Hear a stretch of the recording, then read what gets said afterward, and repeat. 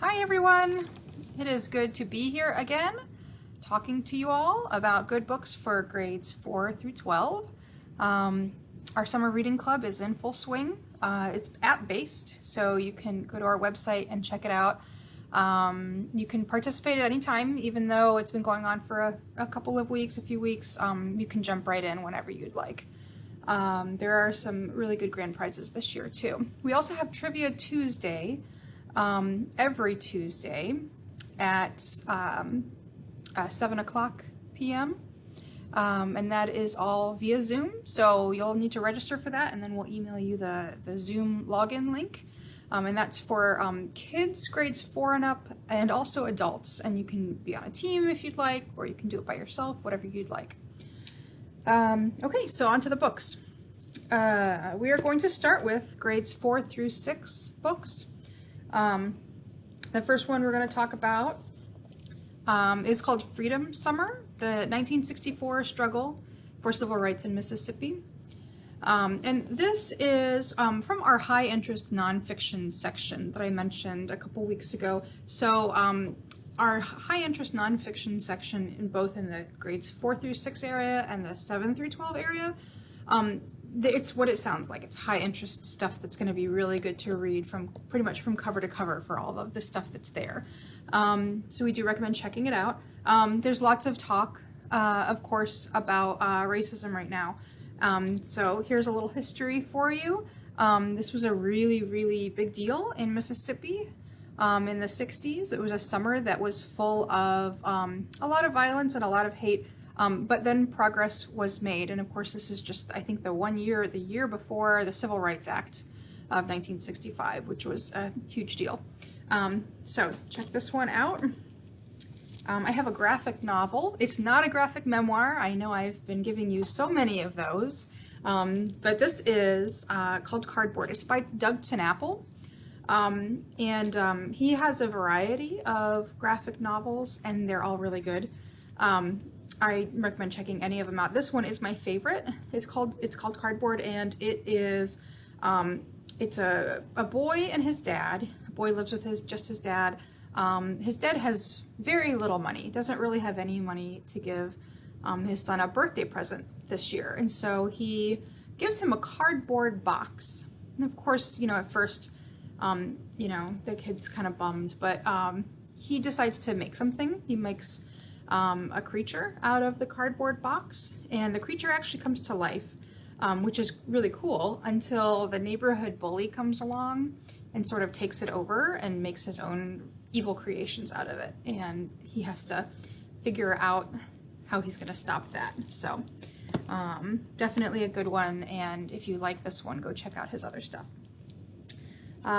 This book is a Chris Colfer book. So Chris Colfer is the author of A Land of Stories, which is a really, really popular fantasy series.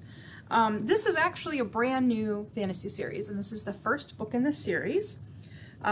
It starts off in a library, and the main character realizes that she is a fairy when she's in the library, which is really cool, except that she lives in an area of the world where women are not allowed to even read, and definitely are not allowed to do magic. So she is sent off as a punishment, and then rescued and sent to a school of magic. And this is her story. All right, and like I said, it's a series. So just book 1 is out right now, but it won't be very long before book 2 comes out. And the last book we have for grades 4 through 6 today is Forest World, and this is by Margarita Engel. She is the poet laureate for the United States, Young People's Poet Laureate, and she's Cuban. She writes a lot of stories about Cuba, sometimes historical fiction and sometimes realistic current day fiction. It's all in verse though, which can be kind of nice. I am finding that there are a lot of people who are having a hard time focusing right now with everything that's going on in the world, and how stressful and different this summer has been for a lot of people, and the spring too. So sometimes novels in verse can be a way of completing a book, and that's a really nice feeling without it being quite the time demand that a great big thick book requires. So this is set, it starts off in Miami, and there's a boy who is Cuban American, and his dad lives in Cuba. He doesn't really know his dad very well, but he's sent there to see his dad and spend time with him. He meets a sister that he didn't even know he had, and they sort of go off on this ecological adventure to save some jungle areas of Cuba. So this is a really good story. Definitely check it out. We will go ahead and move on to the teen books. So this is for grades 7 through 12. I'm going to start off with a nonfiction one for this too. This is a book that just came out in December, and it's called Seeing Gender. This is a really nice book. This is by Iris Gottlieb. This is a nice book for, it appeals to a lot of people. So if you are just wanting to know more about gender, because there's been a lot happening in the last few years, you can read this to get some information so that you can educate yourself. You can also read it if you're questioning, and even if you feel like you're pretty well versed in what it means to be gender nonconforming, you'll still, there's a lot of history here. There's a lot of beautiful artwork in the book, and I do recommend reading it because it really appeals to very, very many people. All right, next is not exactly one graphic novel. It's I just wanted to mention that there are a lot of TV shows and movies out these days that are pretty popular, a lot of them. Some of them are on streaming services like Netflix. Some of them they were in the theaters. And so, of course, I'm talking about, Marvel and DC comics being made into movies and TV shows. But also we have Sabrina and Archie. So those are shows. We have, of course, we have comic books. So if you want some Captain America comic books or Iron Man or Wonder Woman, we have those. And just, to mention, we also have comic books about, because these Archie and Sabrina, they actually started off as comics decades ago. So it can be interesting to go and look back at the stories. And some of these are newer stories too. Like this is, obviously based on the TV show.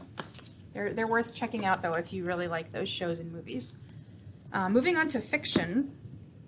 This one is historical fiction. It was set, I believe, back in the 40s, and it's set in New Orleans, which of course is the Big Easy, which is what the title refers to, Out of the Easy, by Ruta Sepetys. And she is a pretty well-known writer of historical fiction. Her books are really good. I recommend them. I don't read a whole lot of historical fiction unless I feel like it's really, really well done, and all of her stuff is. So this book is set, the main character, she is raised in a house of ill repute. So I'll try and be, G or PG rated, I guess, for the social media. And she wants to go to college. And that, of course, is going to be really hard for her. She does not have a good family relationship. But then she gets caught up in this mystery, a murder mystery, actually. And she's has to kind of figure out what's going on, how it involves her. And this is all on the way to try to go to college. She's just finishing up high school here. So I do recommend this. This is a nice summer read, too. And then the last novel that I have, so this is Lamar Giles' Not So Pure and Simple. He was actually one of the founders of the We Need Diverse Books movement. So it started off as a hashtag a few years ago, and it was just hashtag We Need Diverse Books, and then it became a website. You can search that hashtag on any social media platform, I think, and find good stuff there. And that movement really did help get more diverse books into the hands of readers, because publishers really did publish quite a bit more diverse literature. So not so pure and simple. It's about a boy who has a big crush on a girl who has a boyfriend, and then she breaks up with her boyfriend, and he's ready to try and ask her out, and he gets talked into going to a function in their community, and he doesn't know a whole lot about it.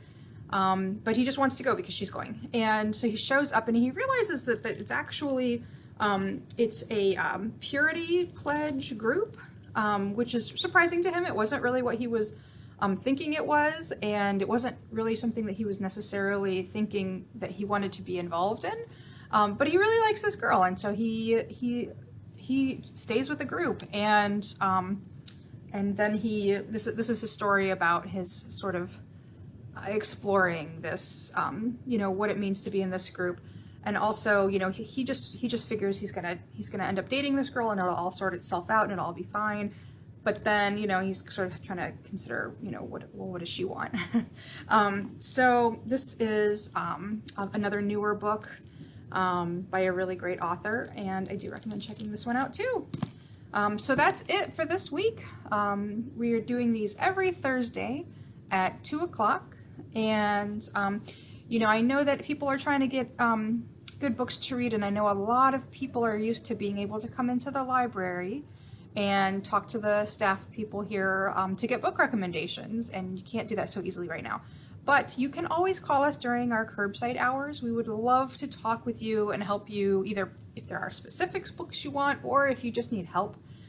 Because you want some good mysteries, but you need some suggestions. And that's one of our favorite things to do, is to connect readers with excellent books. So definitely give us a call during our curbside hours so that we can help you out with that. All right, I'll see you next week. Bye-bye.